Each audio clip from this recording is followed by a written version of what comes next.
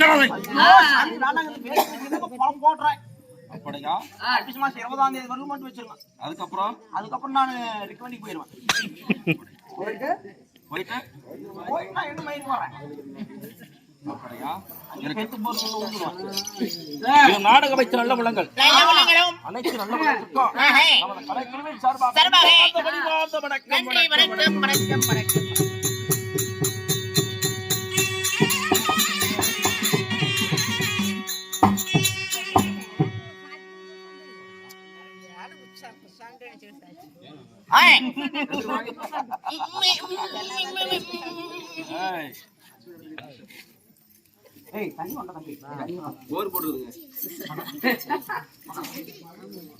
Nandeeswara